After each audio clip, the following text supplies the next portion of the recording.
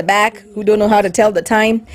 And I'm going to introduce the lovely ladies we have. And strangely enough, I don't know why I assumed Dani is in school in the UK, but you're actually in Berkeley in the US, an Ivy League school. So we have a musician in training, should I say? Yes, in training. Yes, and then we have Ruby Midamo, who goes by LaRue, who's also in the US in Massachusetts. Are you in school as well, Ruby? Yes, I'm doing a data analytics program. And you're a part-time artist, or do you want to make this a full-time job?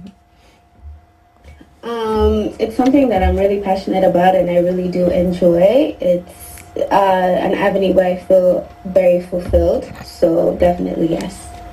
So I'm going to ask you both the same questions, and then I'll just cue who will go first. She has the advantage of being here. I was not going to wait for you to come to the country, Ruby, I'm sorry. But our conversation today was about anyone who's aspiring to get into the music industry in our country. I've spoken to you separately in different occasions. I started the conversation with you, Dani, last year, and I understand how hard it is to get into the musical industry in our country. I've had rumors, I've not seen firsthand, but I've kind of gotten the vibe that they are gatekeepers who want to hoard and we don't want to let any new friends in. I want you both to tell me your experiences, and we'll pick it up from there. Okay. You can go first, and then Ruby will go after. Yeah, so like you said, I think penetrating the music industry anywhere is very difficult, simply because it is a very niche career, and it's always like, what do you have to offer that not everyone can offer? But I think in Kenya specifically, why it's difficult is because, one, we don't have as many large artists, so it's not like the music industry in West Africa, for example, where they're getting a lot of international attention. Here our artists are still smaller, so that's one. And then two, I think just the knowledge about the industry in Kenya is also very gate-kept. So it's, the artists, but you don't know where the artists record, where they practice. Sometimes their marketing is not as out there, so it's difficult. But something that I've noticed is, for the most part, if you manage finally to penetrate it a bit, so you know someone who might know someone, for a majority of it, it's the same circle. So everyone in the industry knows everyone, but for you to know someone is extremely difficult. You just described inbreeding, sounds disgusting, but we will move regardless. Ruby, what has been your greatest challenge, or what have been your greatest challenges, if there's more than one? I do agree with Dani.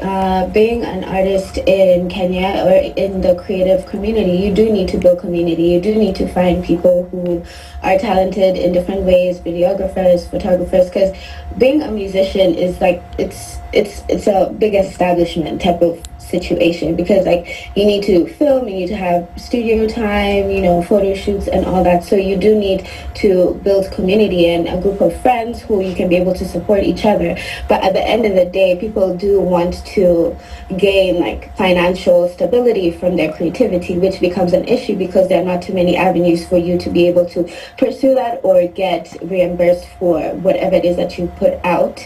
So it can be a challenge because, yes, also, creating music and being an artist is expensive. So you do need community, and everyone is trying to get there, trying to be in their bag. So it becomes a challenge. So you do need people around you. And yeah, so I do agree with Dani. I'm going to ask you, Ruby, do you think that you guys have an advantage that you can own your craft without the powers that be, so to speak, playing a role in your, let's call it an uprising? You have the internet, and a lot of you always try to put it at the back burner and you disregard it. When I started out as a radio presenter, that was back in the day in 2006, 2007. I started off on TV first, but radio I started off in 2006, 2007. We didn't have the internet, so radio presenters and DJs were the be-all and end-all of a musician's career.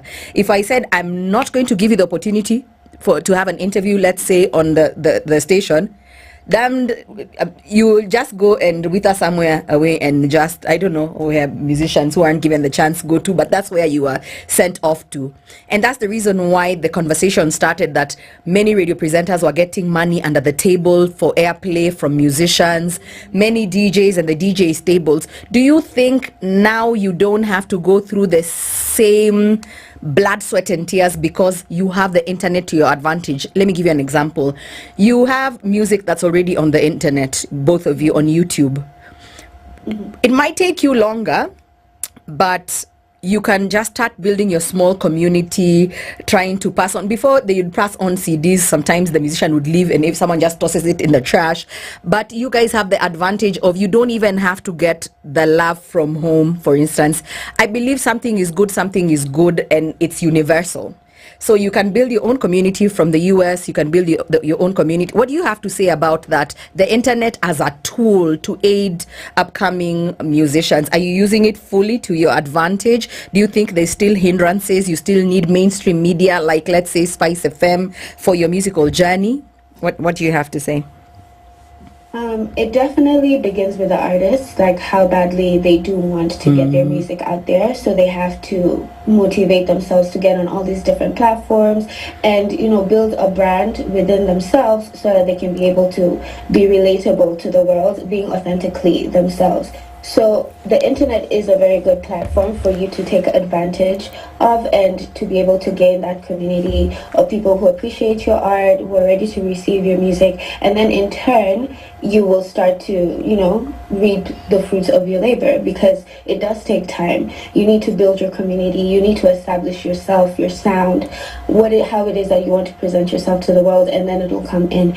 In terms of, you know, airplay, yes, it can come with its challenges because you do need to know people. There's this one studio, one radio 254. It started like maybe a year or two ago. They were just like asking a bunch of artists to you know, share their music, send it in. So that was like a good thing, and a lot of radio presenters are also open, but it's not as easy. You do need to know someone. Yeah, and some of them, yeah, you do need to pay for radio play, so it can be a challenge. Dani, the internet as a tool in the advancement of music from an artist's perspective, are you fully utilizing it, or do you think you still have to get call it a blessing from mainstream media? I think that nowadays there's this assumption that because there's the internet, anyone can become an artist because it's easy. Yeah, you can put, which is true. Everyone has access to it. Everyone can release their music, however good or bad, on a streaming platform. It can be on Spotify, Apple Music. So there's that. So it is a helpful tool, but it's not the tool, because you can release 100 songs and have no one listen to them. And what will get people to listen to them is help from the media. If you're no one, assuming you have no connections, no one is going to know, oh, there's this artist who is doing this, especially in Kenya right now. And then as well, internationally, because unfortunately America controls all of the media. Yes, big brother.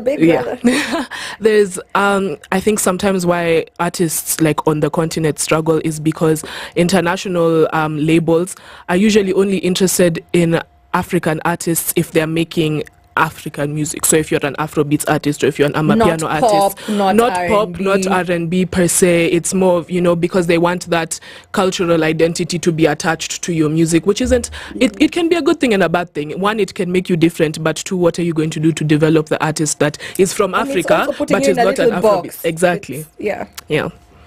I like that. So you were wondering why I can't turn the screen for Ruby to see. There's a gentleman in the room. He's our station DJ. So I wanted him to come and also help us weigh in on this conversation, the music conversation. DJs and the role they have to play in your advancement as upcoming artists. A song, okay, to me, my opinion, I think a song has to be a banger in the club. Like, we have to hear it, because how is someone getting the nudge or the knowledge of your song to call a radio station to request for your song? I always feel like it's a horse and cat kind of conversation. I feel like the DJ is the DJs are the ones who should be accused of gatekeeping.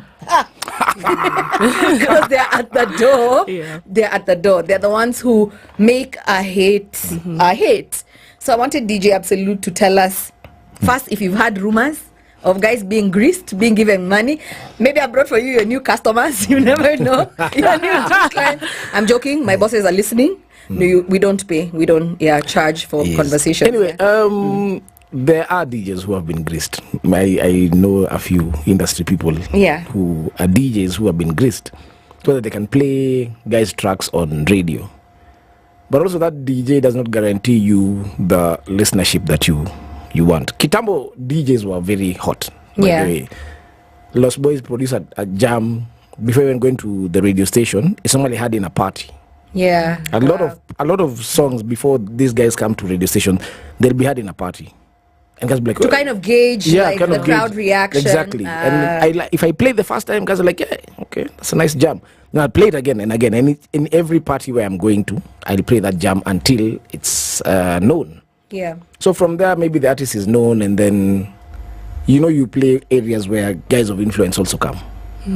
So as I'm playing that track or that song, there's that person of influence who will come and be like, okay. And he might be in a radio station and be like, I like that jam. Who's that artist? You'll tell them it's so and so. Yeah. It's Dana, So how can the young artist capitalize on that DJ connection in the journey to? I think it's basically just working together. You see, okay, also the internet has played a big part. Right now, you don't need per se a DJ to release your song. It's, as you said, go to YouTube, boom, boom, and then. Although both Ruby and Dani say it's not. No, it's not the nini. Yeah. You still need radio. You still need media a lot to push that jam, because there's that person who is uko in mashinani. The only thing they have is the radio. Yes. And so if Yolanda plays my jam, or Absolute myself, I play that jam on radio, you'd be like, hey, there's this song. So I need to play it on rotation all the time. Yeah. The only problem I have with like artists, say you give me your jam, and it's not a happening jam. Yeah. And I tell you, hey, Dana, this jam, kidogo, is a bit tricky. Go and work on this and this and this. Sometimes I'm taken as a bad person, and I'm told, you don't like my jam, you don't want please note, our ears are not same. You can present it to me and I will not like it. But you can present it on a DJ and say, okay, this is a nice song.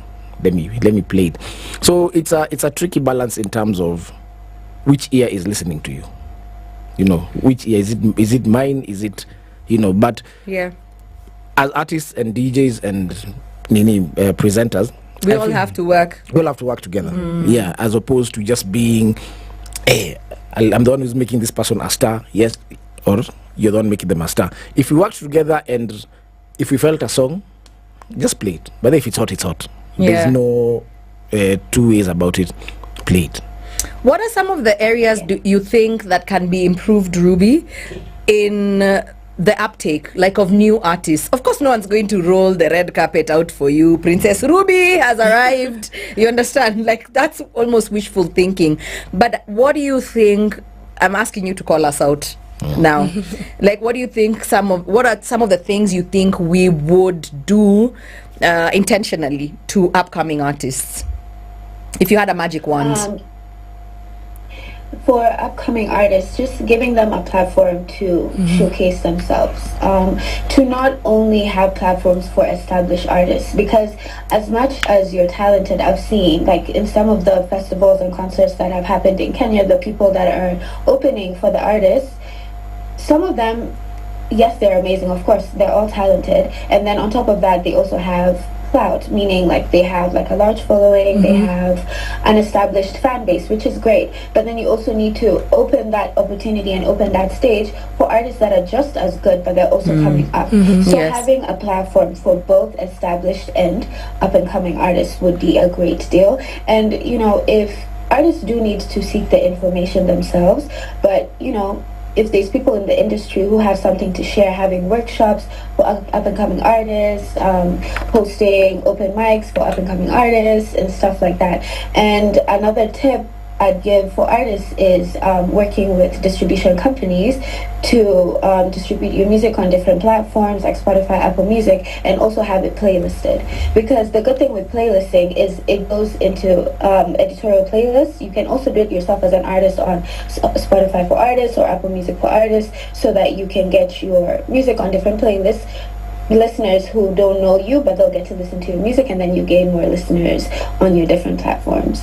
I like that. Dani, you have a magic wand today, and what do you think the DJs, all the industry players, how do you think we can work better, or what do you think we need to do more of as we usher in the new children to the party? I think I completely agree with what Ruby has said, providing platforms for non-established artists, because just because someone doesn't know your music doesn't mean your music is bad automatically. It just means you haven't found a way to cross that red line that other people are in. So I think platforms. And then the only thing I would add is possibly seeking artists, non-established artists out. So for example, if today you're like, okay, I'm playing a lot of Sauti Sol, everyone knows Sauti Sol, I'm wondering who in this Nairobi of ours people don't know, who has a similar vibe or completely different vibe that people need to hear. So as the artist, we also need to do our part in making sure our stuff is out there. Market yourself for sure, but we can market as much as we want, but the aim is with that is so that someone sees it. So I think putting more effort into, looking for those artists that are kind of under the radar right now would be extremely helpful. I'm going to tell you something. I think you guys have also become, I'm not going to say Gen Z, because someone said I always have issues with Gen Zs, but you've become less aggressive. I promise you, when I started off, I can't mention the stations, but where I started doing a hip-hop show. Man, there would be queues. People would be waiting for me outside the studio at 10 p.m. with a track, a CD, listen to my CD, Makatel, Wananizuia, and then I'm like, how many albums do you have? 7. I'm like, God. So I don't think you guys are as aggressive as you should be. Do you know SpiceFM has a full stage that's fully kitted? You could come here with a band when you're in Kenya. You just write in, look for our producers, talk to us, look for people who work here. You also have to just be aggressive, because you need to know that everyone's out, of course, to take advantage of you, but there are stations that are still very intentional about helping the industry. So I'm going to play an ad. And then DJ Absolute is going to play we're going to play some music. We'll come back at the other side of the clock at 2 o'clock with your music. You'll both introduce your songs, and then we can wrap up the conversation. We're even going ahead of time because the show ends at 2 o'clock. Is that good? But because we had some technical challenges, we'll do that. Capiche? Awesome. World of endless entertainment? Sign up for Showmax today and choose a plan that suits your viewing preferences. Visit our website or download the Showmax app to get started. So, want to enjoy a whole new level of entertainment? Shika Showmax.